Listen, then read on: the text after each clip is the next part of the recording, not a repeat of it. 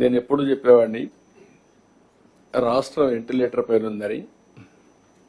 అక్కడి నుంచి అనేక విధాలుగా ఆలోచించి మొదటి విజయం మీరు చూస్తే ప్రజలు ఫ్రీగా ఎక్స్ప్రెస్ చేసే పరిస్థితికి వచ్చారు. ఇప్పుడు వస్తా ఉంటే కూడా నేను దారిలో కనపడిస్తే ప్రజలు నవ్వుతూ మాకు స్వాగతం పలికారు. అంటే నవ్వుతూ స్వాగతం పలుకుతున్నారంటే దట్ ఇండికేట్స్ ఈరోజు మేము బాగున్నాం, భవిష్యత్తు పైన నమ్మకం ఉంది, మీరు జాగ్రత్తగా పనిచేయమని మమ్మల్ని హెచ్చరిస్తున్నారు. ఈ విషయం మీరు గుర్తుపెట్టుకోవాల్సిన అవసరం ఉంది. అయితే చాలా సవాళ్లు ఉన్నా మీరు చూసినప్పుడు మీకు కూడా కలెక్టర్స్కి ఏమైనా జీతాలు వచ్చాయి. మీరు అప్పుడు కలెక్టర్స్ లేరు కాబట్టి మీకు తెలియదు, కానీ సీనియర్ ఆఫీసర్స్ కూడా మొదటి తారీఖు జీతాలు రాలేదు. అక్కడి నుంచి జీతాలు మొదటి తారీఖు ఇస్తున్నాం, పెన్షన్లు మొదటి తారీఖు ఇస్తున్నాం. ఎవరైతే వర్క్ చేసిన ఎక్స్ ఎంప్లాయీస్ కూడా, రిటైర్డ్ ఎంప్లాయీస్ కూడా పెన్షన్స్ అన్ని ఇవ్వగలిగాం.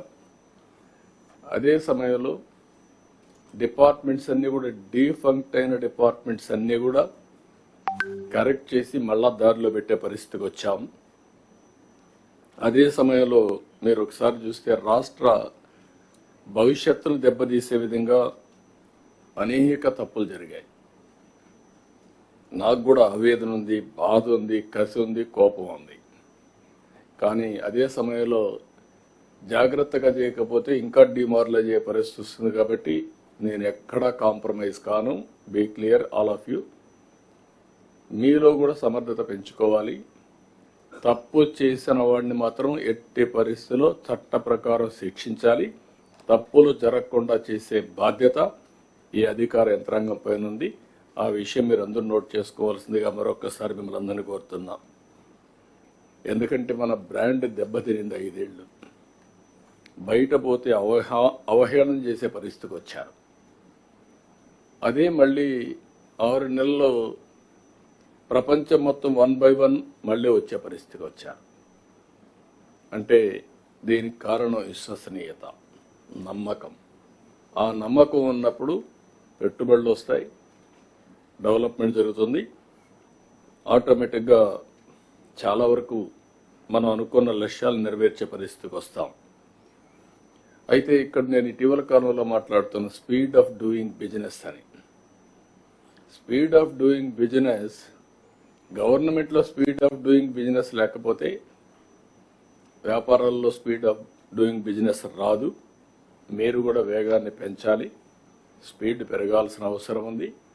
డెసిషన్ మేకింగ్ కూడా వన్స్ పాలసీ నిర్ణయించామంటే, మేము రాష్ట్రంలో అనేక రాష్ట్రాలుంటే ఆ రాష్ట్రాలతో కంపేర్ చేసుకుని మన రాష్ట్రానికి పెట్టుబడులు ఏ విధంగా రావాలో పోటీ పడుతున్నాం. ఒక ఇన్వెస్ట్మెంట్ వచ్చింది, వాళ్ళు నెట్వర్క్ చేస్తున్నాం. ఈరోజు అమెరికాకు పోయి గూగుల్ ఆఫీసులో కూర్చోవాల్సిన అవసరం లేదు మనకు. ఎందుకు వెళ్తున్నాం? వాళ్ళని అట్రాక్ట్ చేయడానికి. ఈ ఊరు కాకపోతే పెట్టుబడిదారులకి ఇంకొక ఊరు అవుతుంది. కానీ అలాంటప్పుడు మనం కూడా ప్రోయాక్టివ్గా ఉంటే వస్తారనే ఉద్దేశంతో ఇవన్నీ చేస్తున్నాం. ఇక్కడ మీరు కూడా, నేను మిమ్మల్ని ఒకటే కోరుతున్నా, మీరు కూడా అలాంటి కలెక్టర్స్ అంతా మీరు పోటీ పడాలి. క్లియర్ కట్గా ఎస్టాబ్లిష్ చేస్తున్నాం. ఏ కలెక్టర్ పర్ఫార్మెన్స్ మీ నాయకత్వంలో మీ జిల్లాలో ఏం జరిగిందో చాలా స్పష్టంగా ఎస్టాబ్లిష్ చేస్తున్నాం. It is opportunity for you, it is challenge for you to prove. ఈ విషయం మీరు గుర్తుపెట్టుకోవాల్సిందిగా మిమ్మల్ని అందరినీ మరొకసారి కోరుతున్నాం. అయితే మీరు, మేము అందరం సమీక్ష చేసుకోవడానికి ఈ మీటింగ్ పెట్టుకున్నాం. నేను ఇంత మునిపే చెప్పాను, ముఖ్యమంత్రిగా 4వసారి నేను. కానీ మొట్టమొదటిసారి ఈరోజు నేను ఇబ్బందులని చూస్తున్నా. మామూలు ఇబ్బందులు కాదు, ఊహించని ఇబ్బందులు ఈరోజు రాష్ట్రంలో చూసే పరిస్థితికి వచ్చాం.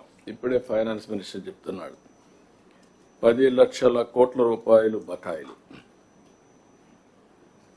1 లక్ష కోట్ల రూపాయలు దగ్గర ఇంకా బిల్స్ పే చేయాలి. ఇంకొక పక్కన ఆదాయం కూడా తగ్గిపోయే పరిస్థితి. ఎప్పుడు కూడా అభివృద్ధి జరిగితే అభివృద్ధి వల్ల సంపద వస్తుంది, సంపద వల్ల గవర్నమెంట్కి ఆదాయం వస్తుంది. మళ్ళీ ఇది ఒక సైకిల్. ఇది అది టోటల్గా మిస్ అయ్యే పరిస్థితి వచ్చింది. 10 లక్షల కోట్ల రూపాయలకి ఇప్పుడు బారో చేయాలన్నా ఎఫ్ఆర్బిఎం పర్మిట్ చేసే పరిస్థితి లేదు. ఇంకొక పక్కన మీరు ఒకసారి చూస్తే భవిష్యత్తును కూడా అన్ని డిపార్ట్మెంట్లు అప్పులు తీసుకొచ్చారు. అవన్నీ ఒక పక్క అయితే 14th finance commission, 15th finance commission 2 కమిషన్లు వచ్చాయి బైఫర్కేషన్ అయిన తర్వాత. 14th ఫైనాన్స్ కమిషన్ 14 నుంచి అమలులోకి వచ్చింది, 14-15 నుంచి ఆ ప్రాంతంలో. ఆ తర్వాత 15th కమిషన్ ఫైనాన్స్ కమిషన్ వచ్చింది. ఇంత తెలివి కూడా విచిత్రమైన తెలివి వీళ్ళకు.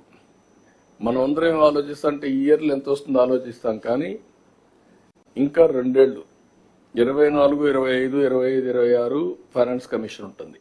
తర్వాత కొత్త ఫైనాన్స్ కమిషన్ రిపోర్ట్ ఇవ్వాలి, గవర్నమెంట్ యాక్సెప్ట్ చేయాలి, దాని ప్రకారం మనకు డబ్బులు ఇస్తారు. 14th ఫైనాన్స్ కమిషన్ 22,112 కోట్లు మనం తీసుకుంటే 5 ఏళ్ళు వీళ్ళు వచ్చిన తర్వాత 62,000 కోట్లు 14th, 15th డ్రా చేశారు. 15th ఫైనాన్స్ కమిషన్ 24, 25, 25, 26 కూడా డ్రా చేసేశారు. ఈ 2 ఏళ్లకు కూడా డబ్బులు వచ్చే పరిస్థితి లేదు. అంటే ఆపర్చునిటీ కూడా ఏ విధంగా ఎక్స్ప్లాయిట్ చేశారనేది ఒక ఎగ్జాంపుల్ ఇది. అది చూసినప్పుడు నాకే షాక్ వేసింది, ఎంత తెలివిరా వీళ్ళకని చెప్పి అనిపించింది మా ఫైనాన్స్ సెక్రటరీ చెప్పినప్పుడు.